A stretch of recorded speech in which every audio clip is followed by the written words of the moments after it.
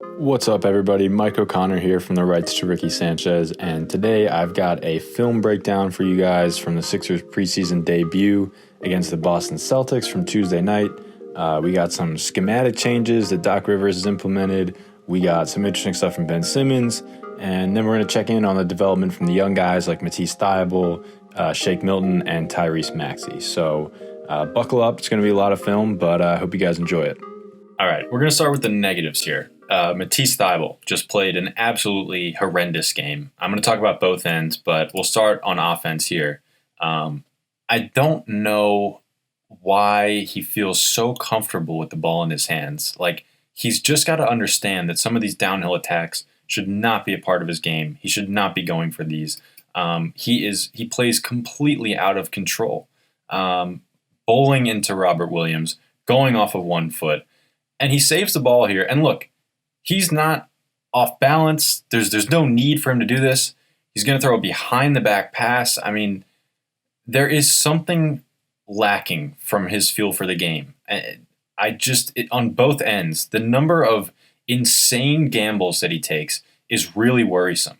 And what I worry about with him in particular is just like every play, it feels like, is either like an unbelievable play or an absolutely head-scratching play. And I just worry about how that's going to impact his place in the rotation here. And, you know, we know he's very limited with the ball in his hands. He's just got to cut back on that stuff. But he's also got to do the little things right, man. And this is a good example of, you know, Shake Milton's going to be coming off a pick and roll here with Dwight Howard, okay? And as Shake comes around the pick and roll, Thybulle's in the corner. And what you're going to see is, as Shake's going to drive, Matisse is going to lift up above the break, okay? He's going to lift up. And that is the exact opposite of what he should be doing. What he should be doing is sinking into the corner and making himself available, right? You've got to make it easy on your playmakers. So Shake's going to come down here, and as Shake comes down the lane, Robert Williams is going to rotate over to try and block the shot. And because Robert Williams rotates, Jason Tatum is going to come over and tag Dwight Howard, which should leave what? Should leave Matisse Thybulle wide open in the corner if he were to sink down here. But instead he doesn't. And look, I don't know for sure that Shake Milton would have seen him and whipped the bounce pass around, but what I can tell you is that he would have been open, right? I mean, Shake takes one more step here. Again, maybe if he would have seen Matisse out of the corner of his eye, he just whips a bounce pass to him instead of shooting. I don't know, but again, you have to be able to feel this stuff, right? You have to be able to know as a shooter, okay, I'm not being guarded. I need to get to a place where I'm available, where I am the ball handler can see me and get a pass off. He is out of the play here. He's out of the play. There's no way that Shake Milton can get this ball to him.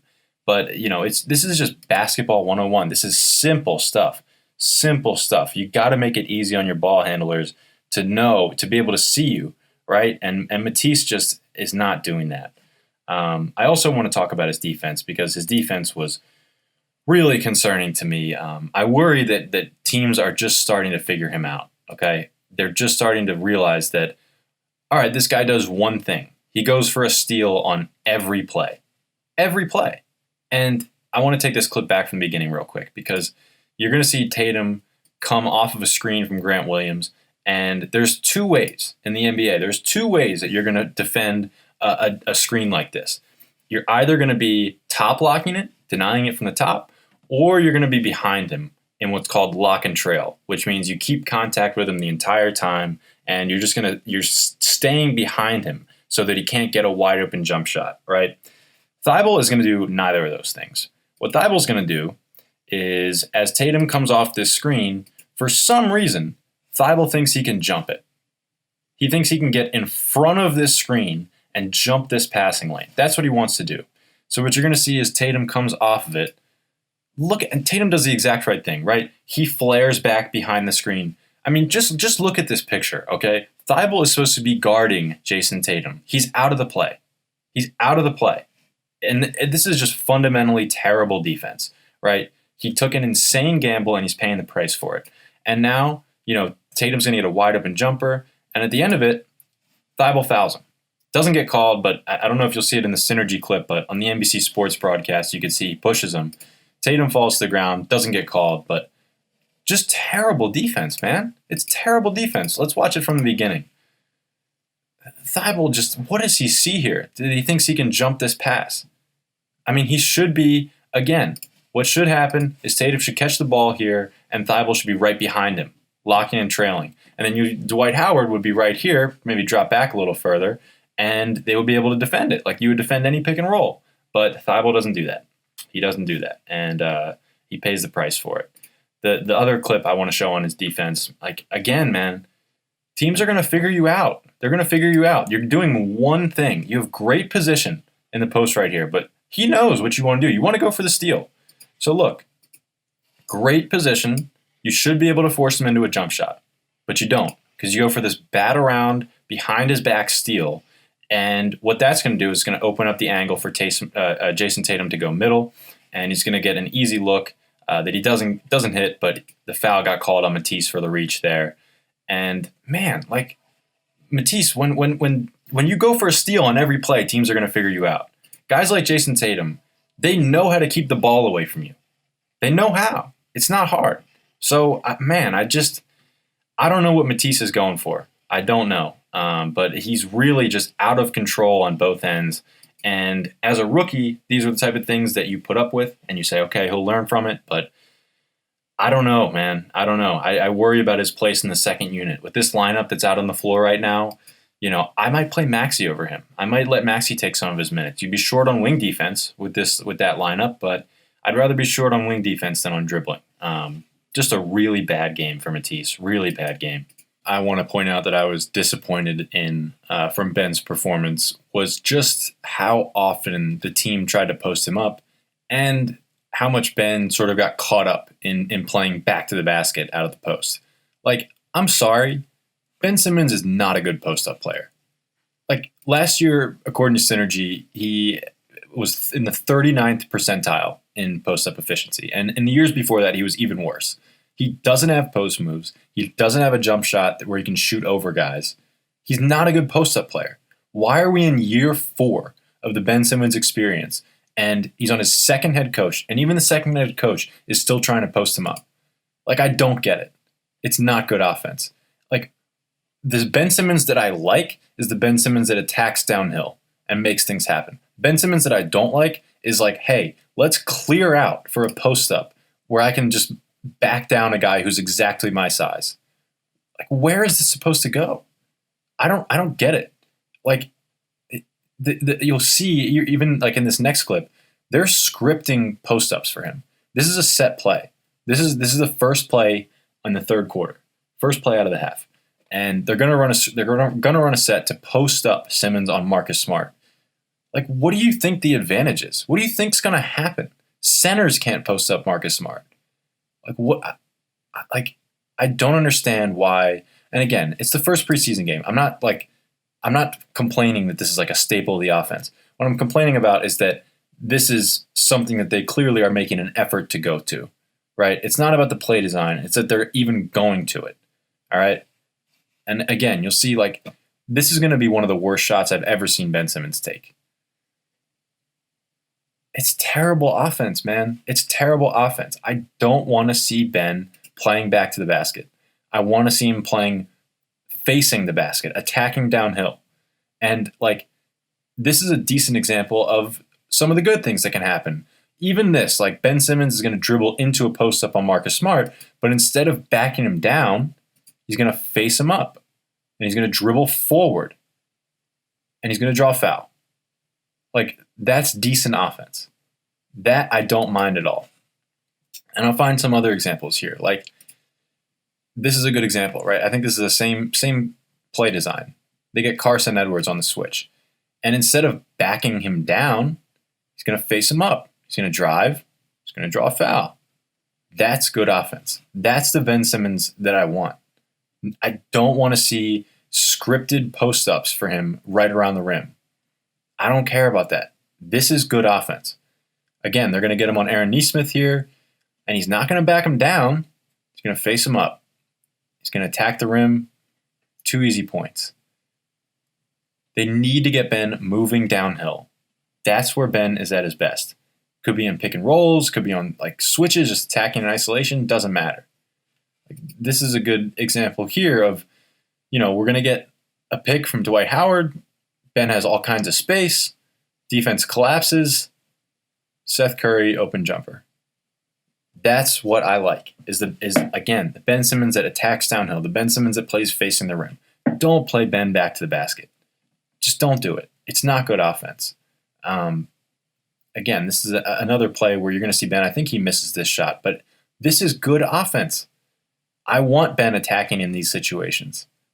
That's a better look than Ben can get out of a post-up. I guarantee you. I mean, like, I don't want to see them force-feeding him in the post. It's bad offense, and it always has been.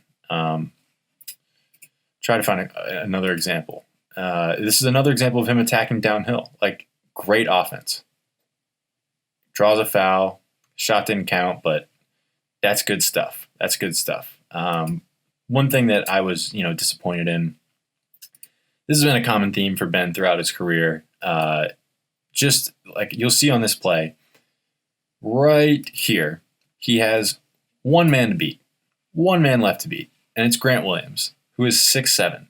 And Ben just, for some reason, it doesn't click in his brain that he could, if he attacks downhill at full steam, one of two things is going to happen. Either he's going to draw a foul or he's going to finish over Grant Williams, or both. And instead, he stops and he looks for a trailer. Like, why, in this situation, would you not attack downhill? It's Grant Williams. It's not Rudy Gobert. It's Grant Williams waiting for you. He's a 6'7" center. You have to attack in this situation. But instead, he slows down, looks for a trailer, and Tobias Harris ends up scoring on this play. He makes a nice play, but still, I mean, look, man, I would take Ben Simmons in the open court attacking Grant Williams over a Tobias Harris floater any day of the week. Any day of the week. Never mind the fact that, look at the clock. We were in a 2-for-1 situation here. Ben needed to score fast, and luckily Tobias did, but man, I need to see Ben more aggressive in those downhill situations. I need to see him playing less back to the basket, and I need to see him just looking to get downhill in space. That's what I want to see. That's what I want to see from Ben. So everybody wanted the Sixers to change their pick and roll coverage, right, from last year. Those deep drop coverages that, if you remember in the playoffs, guys like Tatum, guys like Kemba Walker, they just walked into mid-range pull-ups because Embiid was so deep, stationed back in the lane against those pick and rolls. But what we saw in this first preseason game under Doc Rivers was they're going to run some different coverages. They're going to change it up a little bit from what they were running under Brett Brown. So just on this play, for example, Tatum is going to come around this pick and roll. Embiid is noticeably higher up than they had him in pick and rolls under Brett Brown. And not only that, the other area where you're going to be more aggressive with these coverages is guys like Seth Curry, right? Seth Curry's one pass away here. He's going to be playing aggressive in the gap, trying to shut down Tatum's penetration, right? So, just think of the contrast from what they were running under Brett Brown. Before, Seth Curry would have been over here, kind of glued to Marcus Smart, and Embiid would have been deeper. And what you would have seen is that Tatum is basically just on an island with Embiid. And the Sixers are just praying that Embiid can contain guys like that, guys like Tatum, guys like Kemba Walker. But instead, with this type of coverage, you're going to be showing a lot of bodies around this screen. Like Tatum is seeing a crowd right now. Embiid's high up. Curry's over here in the gap, which is good. I think it's a really good thing. But again, you leave yourself vulnerable to things with aggressive coverages like this. So the obvious one here, and what you're going to see, is because Curry's so far in the gap, Marcus Smart sees it, and he can cut right in here, right? Nobody's guarding him. So Tatum's going to hit him.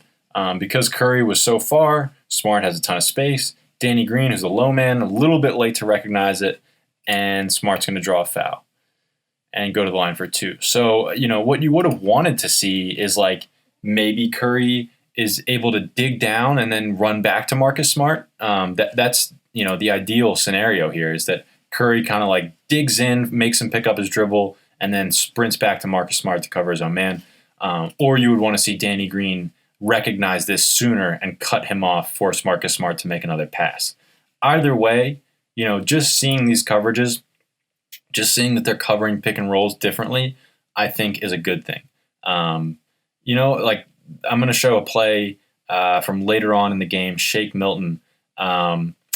This first play, he's going to be slightly out of position, but then he's going to figure it out in the very next time down the floor, all right?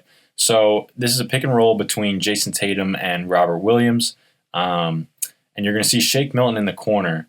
It's actually dribble handoff, not a pick and roll, but either way, the Sixers are going to cover it pretty aggressively. Howard is going to be up at the point of the screen, and what that's going to leave is Robert Williams going to be pretty open coming around here, and Shake Milton is going to have to come down and tag the roll man.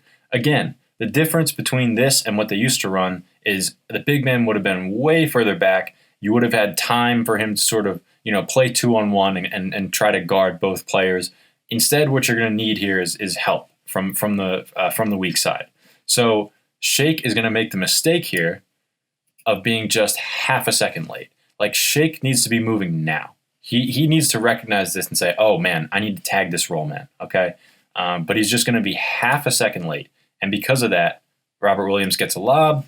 Again, Shake wasn't there to cut off his jump, and Shake commits a foul. Robert Williams goes to the line, all right? So just half a second late there for Shake Milton. But, the next time down the floor, same personnel, Shake's going to make the right decision, okay?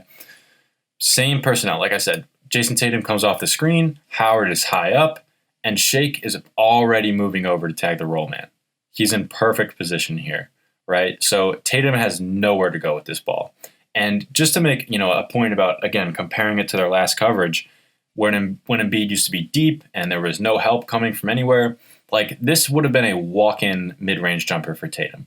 But because Howard is higher up, there's no jump shot for a guy like Tatum to take. There's no shot. You're forcing the ball out of Tatum's hands. You're forcing him to make a tough decision. And because everything is well covered, Howard is just going to force a turnover, strip him. I mean, that's great to see. Like, it's great to see guys like Shake, recognizing where their rotations are, guys learning their coverages. And it's also just nice to see, like, the Sixers forcing someone like Tatum into tough situations where they can't just walk into mid-range jumpers. You're forcing him to attack into a bunch of bodies, and the Sixers force a turnover. So early days, you're going to see some mistakes like the ones I showed, but I think it's really, really good that the Sixers are changing their pick and roll coverages, because if you watch the playoffs the last couple of years, you would know they just got absolutely torched by those deep drop coverages, and sending more help is definitely going to help prevent some of that from happening. Let's talk about Shake, and then we'll talk about Maxey for a little bit. This first play, I just want to highlight, like, I love that Doc is using Shake in off movement, shooting stuff. Like, this is a play you would run for a Seth Curry or for a JJ Redick or whoever. Just curling around a screen from Dwight Howard, 1-2 step into a jumper. And again, like, Shake is just an unbelievable shooter, right? Like, there's no downside to getting him involved in these types of situations. I want him getting shots in every way possible. I want him shooting, like I said, off screens, isolations, pick and rolls. I mean, this ISO was really cool to see. He's really, like, he's just going to get Aaron Nesmith on a switch and, like, attack him with the whole floor wide open. Beautiful step back move by Shake. Like, this is awesome stuff. And like I said, I want to see him get to his jump shot in any situation, because he's an unbelievable shooter. And this is a type of skill and a type of confidence and a type of freedom that we didn't really see from him last year. Like, I love that they're running stuff like this to get him a step-up ball screen in semi-transition for a 2-for-1 opportunity. Like, Shake, just get him shots all the time. Get him shots out of every action you possibly can, because he can hit these pull-ups. He can drift into, difficult shots off of screens. I just like, what they're trying to do in terms of getting him involved in any given situation.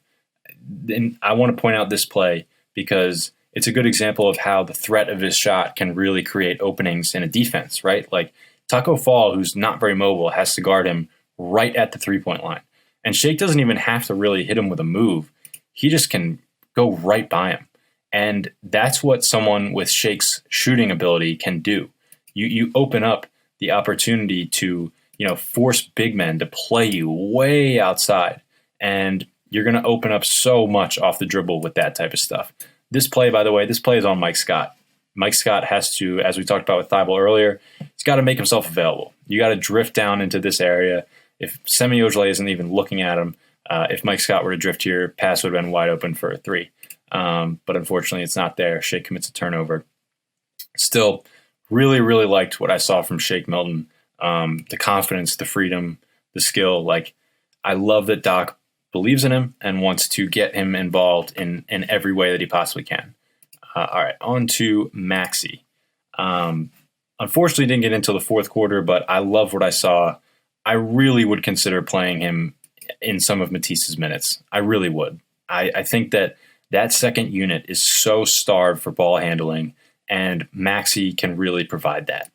Like, this play, I love pointing out the little things that lead to, an advantage, right? Like, Maxey, what creates an advantage here is this little spin move that he's going to give, right? Like, he sees Tremont Waters trying to force him to the baseline here, and he's just going to give him a beautiful spin move, keep his handle steady, which lets Tony Bradley flatten out the screen, and Tremont Waters is out of the play.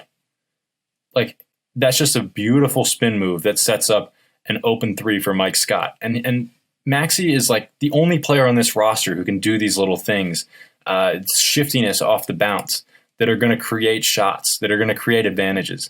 And I think he just has to play, man. He just has to play. He's very, very skilled. He's shifty, and his skill set is so lacking on this roster.